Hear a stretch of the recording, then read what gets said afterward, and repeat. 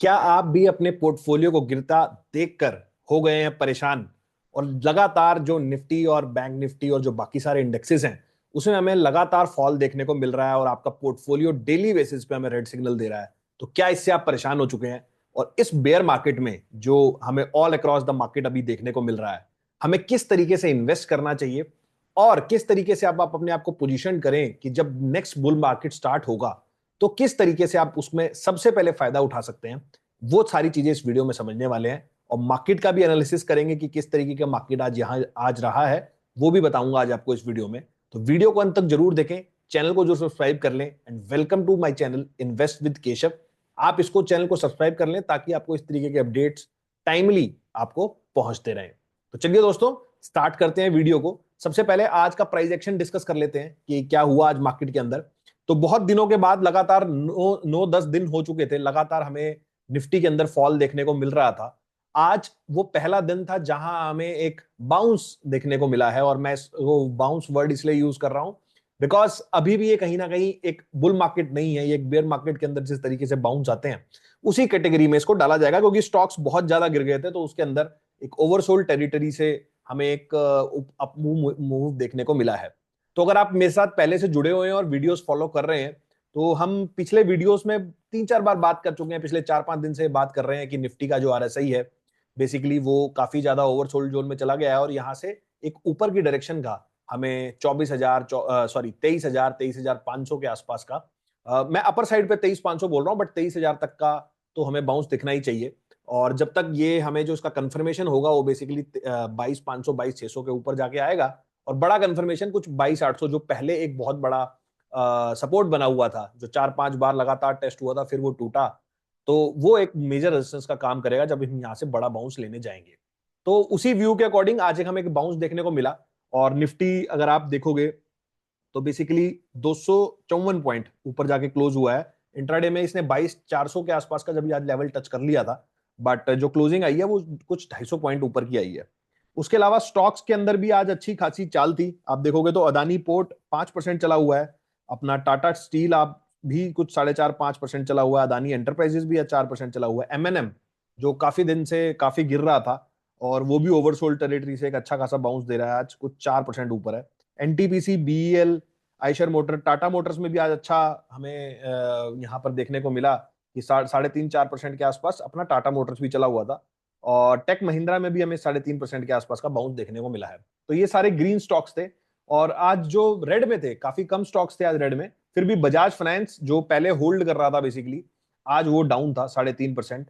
पिछले जो पूरा फॉल आया उसमें काफी ज्यादा होल्ड करके चल रहा था, लेकिन आज मैं देखता हूं तो बेसिकली ये उसके अंदर फॉल कर गया है। तो इंडसइंड बैंक का डाउन था, एचडीएफसी बैंक जो जब मार्केट गिर रहा था तो ये चढ़ रहा था, आज ये 1% ये भी डाउन था। श्रीराम फाइनेंस ये भी ऑलमोस्ट, ये तो फ्लैट ही है। ग्रासिम का मैं देखता हूँ वो भी कहीं ना कहीं फ्लैट ही है। उसके अलावा अगर बाकी इंडाइसिस की अगर बात करते हैं तो बेसिकली आप देखोगे निफ्टी नेक्स्ट 50 को अगर मैं देखता हूं तो वो भी कुछ 2.5% ऊपर था, निफ्टी निफ्टी नेक्स्ट 50। और अगर स्मॉल कैप मिड कैप को देखता हूं तो स्मॉल कैप इंडेक्स भी आज 2.5 पौने 3% ऊपर था मिड कैप। और स्मॉल कैप की अगर बात करूंगा तो 0.3% स्मॉल कैप भी ऊपर था। लेकिन कहीं ना कहीं अभी ये सब कुछ बाउंस की कैटेगरी में आएगा, क्योंकि स्मॉल कैप के अंदर तो 25-27% की करेक्शन के बाद आज 3% का ऊपर का मूव आया है। और इन ओवरसोल्ड जगहों से इस तरीके के बाउंस एक्सपेक्टेड ऑलरेडी हमें लगते हैं। तो जैसा कि हमारा एक व्यू बनता आ रहा है और उसी तरीके से मार्केट आज उसी डायरेक्शन में ही जा रहा है। तो 22,600 22,800 का जो लेवल होगा ऊपर की साइड पे, वो एक मेजर रेजिस्टेंस की तरह काम करेगा। छोटा रेजिस्टेंस यही 22,400 वाला है, जिसको आज मार्केट ने एक बार तो टेस्ट कर लिया है। और आने वाले हम दिनों में देखेंगे कि किस तरीके से चीजें हो रही हैं। तो दोस्तों, ये था आज मार्केट का ओवरऑल स्ट्रक्चर। अब एक बार बात करते हैं कि इस बेयर मार्केट के अंदर अगर मैं ओवरऑल करेक्शंस की बात करता हूं तो निफ्टी के अंदर आप देखोगे तो 26,200 से आज हम जो क्लोजिंग है वो 22,000 के आसपास आई है, 22,200 के आसपास आई है। तो आप देखोगे तो 15-16% का करेक्शन हमें लार्ज कैप्स के अंदर देखने को मिल रहा है। स्मॉल कैप मिड कैप के अंदर भी 20+% के करेक्शन हो चुके हैं। स्मॉल कैप के अंदर तो हमें 25% प्लस करेक्शन, हमें नीचे से टॉप से बॉटम अगर लगाऊंगा तो वो भी हो चुका है। तो अब इस तरीके से आपको कहां कहां इन्वेस्ट कर सकते हो या किस जगह पे आपको मेजर फोकस करना चाहिए, वो आज अभी अब शेयर करते हैं। तो सबसे पहले आपसे एक थोड़ा डेटा शेयर करता हूं कि जो हिस्ट्री है बेसिकली स्टॉक मार्केट की, कि हिस्ट्री में जब इस तरीके के फॉल्स आए हैं या इससे बड़े फॉल्स आए हैं तो मार्केट ने किस तरीके का रिस्पॉन्ड किया, क्योंकि मार्केट में अक्सर हमेशा लोग ये वाली बात बोला करते हैं कि this time is different, but different होता नहीं है, वो हमेशा वही होता है जो हिस्ट्री में हुआ होता है, अक्सर ऐसा होता है, मतलब probability of that happening is very high. तो मैं आपको एक बार शेयर करता हूं कि किस तरीके की चीजें हिस्ट्री के अंदर हुई है।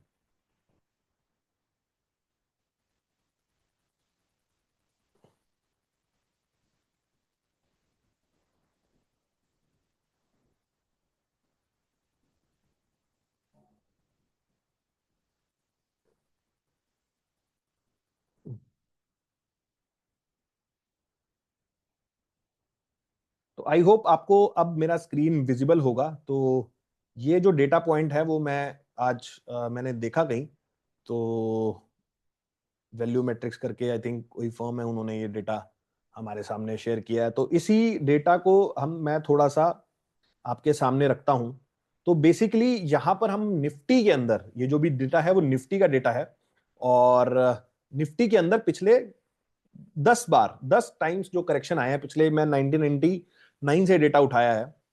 तो सबसे पहला अगर आप देखोगे यहाँ पे, तो वो सबसे पहला है ये अक्टूबर 99 से नवंबर 99, लगभग 2 महीने के आसपास निफ्टी अगर यहाँ पे देखोगे तो पीक पे था 1505, और मैक्स जो ड्रॉडाउन आया वो बेसिकली आया 1270। तो अगर पीक से देखता हूं तो कुछ 23% का करेक्शन हमें देखने को मिला। इंडेक्स पी सॉरी ये जो हमारा जो पीक पे जो हमारा लेवल था निफ्टी का वो था 1505 1270, और ये जो लेवल है ये है पीई रेशियो। तो PE ratio basically price to earning ratio जो उस समय निफ्टी का था, पीक पे था 23 का, और जो नीचे जो लो लगाया पीई रेशियो ने वो लगाया 19 का। प्राइस में अगर मैं करेक्शन देखता हूं तो यहां हुई प्राइस में करेक्शन 16% की, और वैल्यूएशन में जो करेक्शन हुई वो भी हुई 16%। तो वैल्यूएशन पीई में करेक्शन और प्राइस में करेक्शन इज ऑलमोस्ट सेम।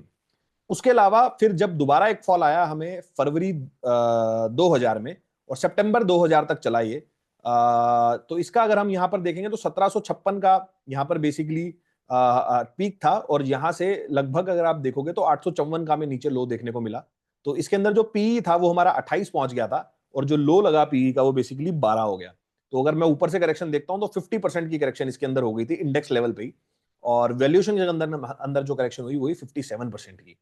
फिर हमें 2004 के अंदर एक फॉल देखने को मिला। 2004 के अंदर जो हाई था निफ्टी का वो था 1982, और लो पे था ये 1389, और पीक पे अगर आप पी का देखोगे तो वो था 21.9, और जो मैक्स जो नीचे आया लो पे जब था तो वहां था 12.9, और करेक्शन जो प्राइस में हुई 30% की करेक्शन हमारी प्राइस के अंदर हुई, और 41% की करेक्शन हमारी प्राइस टू अर्निंग रेशियो में हुई। तो ये मेजर हमें यही बता रहा है कि बेसिकली जब भी पी आप देखोगे, अभी मैं आपको तीन चार चीजें और यहां पर दिखाता हूं। 2005 के अंदर, फिर 2006 के अंदर दोबारा से करेक्शन आई, जिसमें 3754 से निफ्टी 2633 चला गया, और जो इसके अंदर पी रेशियो था वो 21 था, 21 से 14 आ गया, और 30% की जो हमारी करेक्शन प्राइस में हुई, और 30% की करेक्शन ही हमारी पीई में हुई। 2007 के अंदर 4200 से 3500 आया, 20% की करेक्शन हुई, और जो आप देखोगे इसके अंदर जो प्राइस में करेक्शन हुई वो बेसिकली 15 की थी, और पी की भी अगर आप देखोगे तो वो भी 15 की थी। फिर 2008 के अंदर आप देखोगे तो प्राइस में जो करेक्शन हुई हुई 60% की, 6200 से हम 2500 आ गए, और पी में भी करेक्शन हुई 62% की। उसके अलावा 10 और 11 में हमें फॉल देखने को मिला। वहां पर हमारी प्राइस में करेक्शन हुई 28% की, और यहां पर हमारी पी में करेक्शन हुई 36% की, और पी हमारा यहाँ पे 16 हो गया था।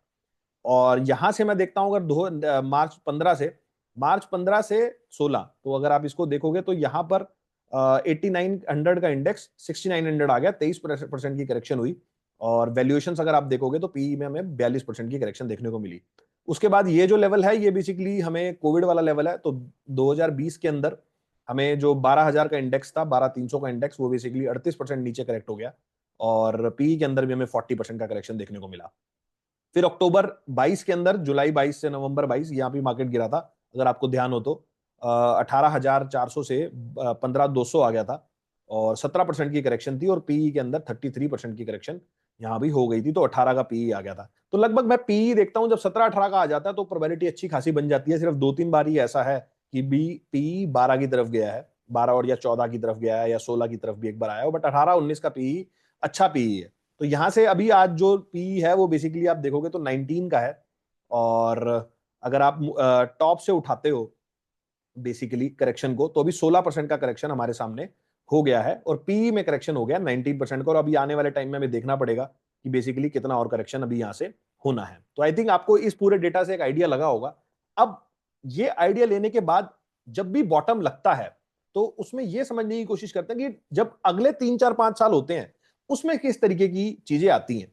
तो अगर आप देखोगे जब भी बॉटम्स लगे हैं तो मैक्स ड्रॉडाउन से जो सीएजीआर रहता है, आप देखोगे मोस्टली केसेस में, मतलब 5 साल में तो कभी भी नेगेटिव नहीं है कि नेक्स्ट 5 साल के अंदर कभी भी निफ्टी के अंदर अगर आपने इन्वेस्ट कर रहे हो, मैं सिर्फ इंडेक्स फंड की बात कर रहा हूं, कि अगर यहां पर आप 5 साल में सिर्फ निफ्टी में इन्वेस्ट करते हो तो किसी भी ड्रॉडाउन के पीरियड में अगर आपने निफ्टी में इन्वेस्ट किया है तो 5 साल में आपका सीएजीआर हमेशा ग्रीन ही निकला है। अब 1 साल में अगर आपने इन्वेस्ट किया है तो सिर्फ एक ही साल ऐसा है, ये जो .com वाला जिसमें आपका नेगेटिव था, और इसी में आपका 3 साल वाला भी नेगेटिव है।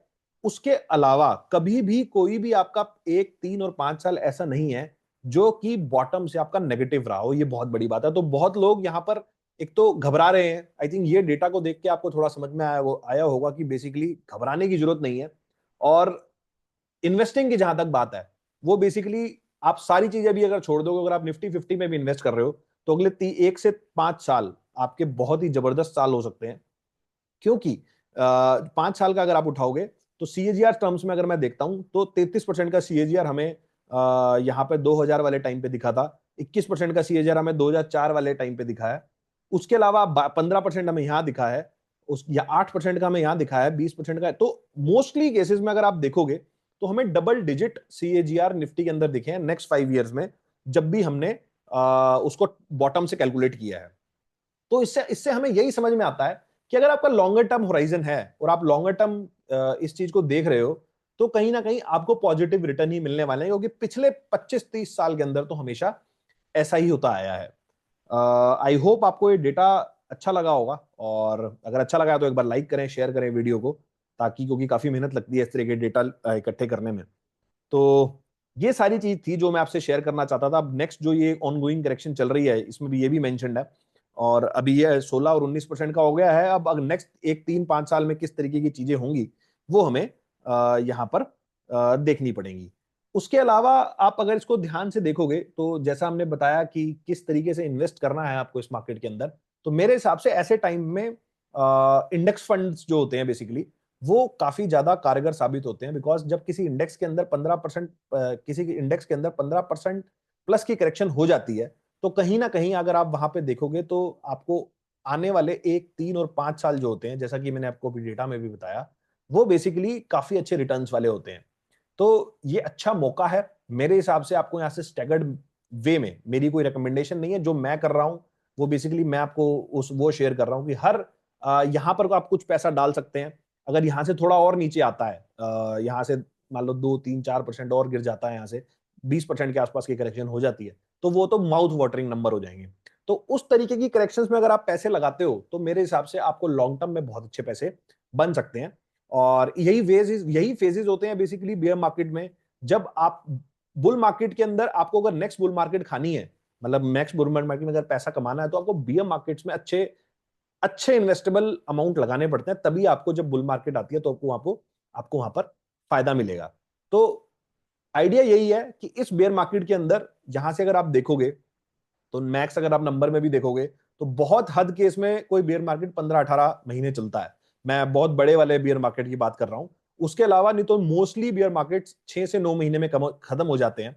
और इस बेयर मार्केट को भी अगर मैं देखता हूं तो बेसिकली अभी हमें 6 महीने हो चुके हैं। बहुत वर्स्ट केस भी हो गया तो हो सकता है कि ये पूरा साल कंटिन्यू हो जाए। मतलब मैं वर्स्ट केस बोल रहा हूं, वर्स्ट केस का मतलब कि कोई .com जैसे क्रैश होने हैं या 2008 आना है, उस वाले केस में आपका 2025 हो सकता है पूरा निकल जाए। But once bottom is made, मतलब मेरे को ऐसा लगता है वो टाइम में अब मैं टॉप टू टॉप कंपेयर नहीं कर रहा हूं, लेकिन बॉटम अगर लगनी है तो मेरे हिसाब से यहां से 10% ही और दूर है बॉटम। मैं प्राइस वाइज बात कर रहा हूं, टाइम वाइज बात नहीं कर रहा। मेरे हिसाब से इंडेक्स लेवल पे, मतलब बाकी स्टॉक्स का तो अलग मामला रहता है, बट इंडेक्स लेवल पे अगर आप देखोगे तो 22,000 का लेवल चल रहा है। बहुत हद केस तो 20,000 20,500, 10% की और करेक्शन यहाँ से, बहुत वर्स केस में उतनी करेक्शन और हो सकती है, और आई थिंक उतनी हो भी जाएगी। तो यहां से 20,000 से जो 22,000 का लेवल है, आपको हर 2 400 500 पॉइंट पे आप अच्छा यहाँ पर इन्वेस्टमेंट कर सकते हो।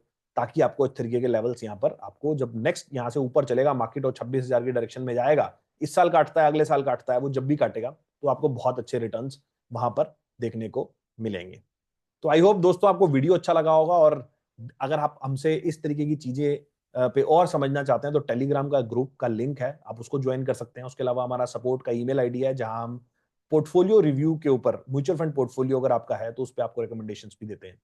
चलिए दोस्तों, इस वीडियो को यहीं समाप्त करता हूं, मिलता हूं आपसे अगले वीडियो में इसी तरह के कुछ नए और इंटरेस्टिंग टॉपिक के साथ। चलिए दोस्तों, नमस्कार, जय हिंद।